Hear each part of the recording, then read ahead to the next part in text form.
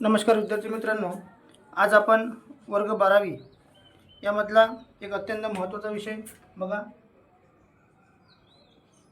वर्ग 12वी यामधला जो अर्थशास्त्र विषय आहे, या अर्थशास्त्र विषयाला आपण सुरुवात करणार आहोत. विद्यार्थी मित्रांनो, दरवर्षीपेक्षा आता यावर्षी जी परीक्षा आहे म्हणजे 2024-25 पासून जी आपली परीक्षा आहे ही 11 फरवरीपासून होणार आहे. म्हणजे जे येणारी 2025 ते 2026ची जी परीक्षा आहे हे 11 फरवरी 2025 पासून सुरू होणार आहे. म्हणजे 10 दिवस आपली अगोदर सुरू होणार आहे. म्हणजे जवळपास सर्वच गोष्टी तुमच्या 10 दिवस अगोदर होणार आहे. त्याच्यामुळं लवकरात लवकर सर्व विषयाचे सिलेबस पूर्ण होणं अपेक्षित आहे. त्यामुळं आपण वर्ग 12वी मधला जो अर्थशास्त्र विषय आहे, हा अर्थशास्त्राचा विषय आपण यूट्यूब लाईव्ह क्लासच्या माध्यमातून आणि रेकॉर्डेड क्लासच्या माध्यमातून तयार करत आहोत.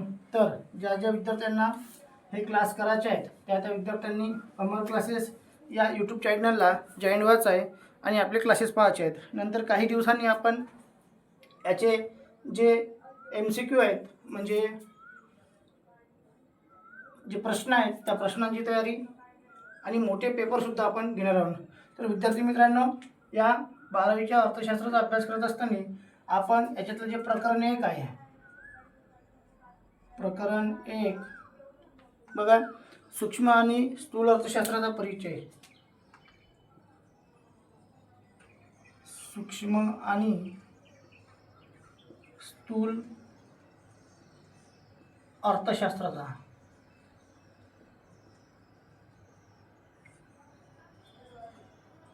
परिचय या प्रकरण 1ला आपण आज विद्यार्थी मित्रांनो सुरुवात करतो आहोत.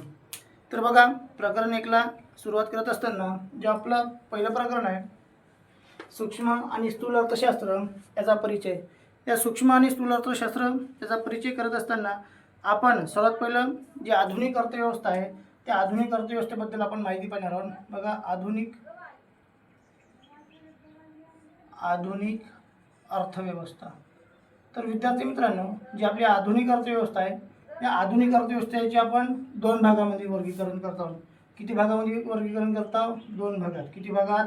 2 भागामध्ये आपण आधुनिक अर्थव्यवस्थेचे वर्गीकरण करत आहोत. मग आधुनिक अर्थव्यवस्थेचे वर्गीकरण 2 भागामध्ये करत आहोत. मग आधुनिक अर्थव्यवस्थेचे 2 भागामध्ये वर्गीकरण करत असताना कोणते कोणते 2 भाग असणार आहेत? तर सर्वात पहिला असणार आहे म्हणजे आपला सूक्ष्म अर्थशास्त्र. बघा, सूक्ष्म अर्थशास्त्र. आणि दुसरा आपण करणार आहोत तो म्हणजे कोणता? स्थूल अर्थशास्त्र. स्थूल अर्थशास्त्र. अशा 2 भागामध्ये आपण याचे वर्गीकरण केले आहे. म्हणजे आधुनिक अर्थव्यवस्था, या आधुनिक अर्थव्यवस्थेचे किती भागामध्ये वर्गीकरण? 2 भागामध्ये. किती भागात? 2. पहिला कोणता? सूक्ष्म अर्थशास्त्र आणि दुसरा कोणता? स्थूल अर्थशास्त्र. आता बघा, नेमका सूक्ष्म म्हणजे काय? सूक्ष्म म्हणजे काय? सूक्ष्म म्हणजे लहान. सूक्ष्म म्हणजे काय? लहान. आपण याला दशलक्षावा भाग सुद्धा म्हणत असतो. ठीक आहे. आता या आधुनिक अर्थव्यवस्थेचे 2 भागामध्ये वर्गीकरण, एक म्हणजे सूक्ष्म अर्थशास्त्र, दुसरा म्हणजे स्थूल अर्थशास्त्र. सूक्ष्म म्हणजे लहान, यालाच आपण दशलक्षावा भाग सुद्धा म्हणतो. हा जो सूक्ष्म अर्थशास्त्र आहे, हे जे सूक्ष्म अर्थशास्त्र, या सूक्ष्म अर्थशास्त्र नावाची जी काही संज्ञा आहे, सूक्ष्म अर्थशास्त्र नावाची जी काही संज्ञा आहे ही मायक्रोस. बघा, शब्द काळजीपूर्वक आहे का? मायक्रोस या ग्रीक शब्दापासून आलेली आहे. कोणत्या शब्दापासून आली आहे? मायक्रोस या ग्रीक शब्दापासून या सूक्ष्म अर्थशास्त्राची विद्यार्थी मित्रांनो संज्ञा आलेली आहे. सूक्ष्म म्हणजे लहान, ज्याला आपण दशलक्षावा भाग म्हणतो. सूक्ष्म अर्थशास्त्र ही जी संज्ञा आहे मायक्रोस या ग्रीक शब्दापासून आलेली आहे. आपण या सूक्ष्म अर्थशास्त्राच्या माध्यमातून, हे जे आपले जे काही सूक्ष्म अर्थशास्त्र आहे, या सूक्ष्म अर्थशास्त्राच्या माध्यमातून आपण वैयक्तिक उत्पादक असो, विक्रेते असो, ठीक आहे, नंतर उपभोक्ते यांचा अभ्यास करणार आहोत. म्हणजे सूक्ष्म अर्थशास्त्राच्या माध्यमातून एकंदरीत अर्थव्यवस्थेतील जे वैयक्तिक घटक आहे त्या वैयक्तिक घटकांचा अभ्यास करणार आहोत. मग नेमका सूक्ष्म अर्थशास्त्र म्हणजे का, कशाला म्हणायचं सूक्ष्म अर्थशास्त्र, तर अर्थव्यवस्थेतील, बघा अर्थव्यवस्थेतील लहानात लहान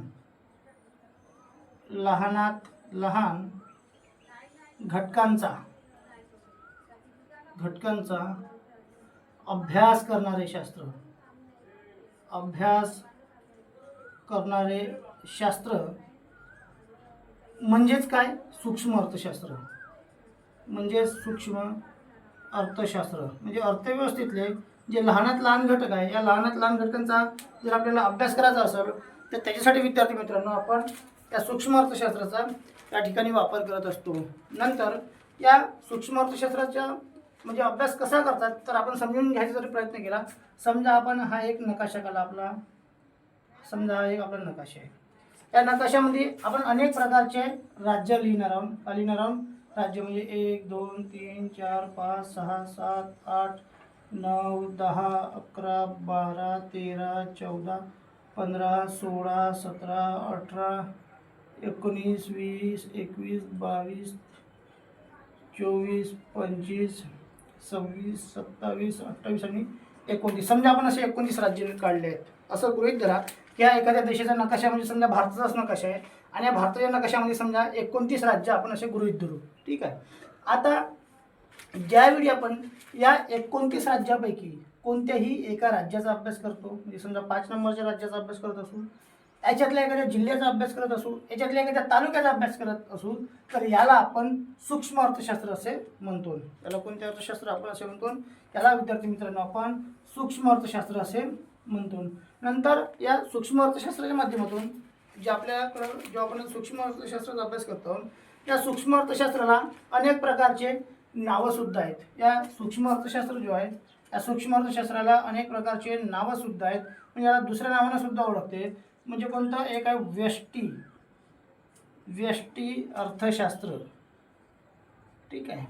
नंतर यालाच आपण एक दुसरं नाव पुन्हा घेऊ, वैयक्तिक अर्थशास्त्र. नंतर विद्यार्थी मित्रांनो याला पुन्हा एक दुसरं नाव आपण ओळखतो, ते म्हणजे कोणतं,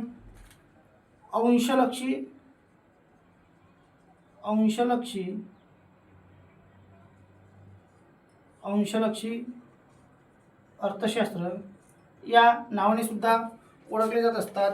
म्हणजे आपण या सूक्ष्म अर्थशास्त्राला या 3 प्रकारच्या नावाने सुद्धा विद्यार्थी मित्रांनो ओळखत असतो. नंतर या सूक्ष्म अर्थशास्त्राच्या नावाची आपण जर एक संज्ञा जर समजूनच घेण्याचं काम पडलं, त्या संज्ञा त्या बाबीवर प्रश्नसुद्धा केलेला आहे. म्हणजे समजा आपण जर एखाद्या जंगलाचा विचार केला, कशाचा विचार केला, जंगलाचा जर आपण विचार केला, जर विद्यार्थी मित्रांनो सूक्ष्म म्हणजे आपण लहान म्हटलं आहे, तर स्थूल म्हणजे काय होणार, मोठं. आपण एखाद्या जंगलाचा जर अभ्यास केला, समजा स्थूल अर्थशास्त्र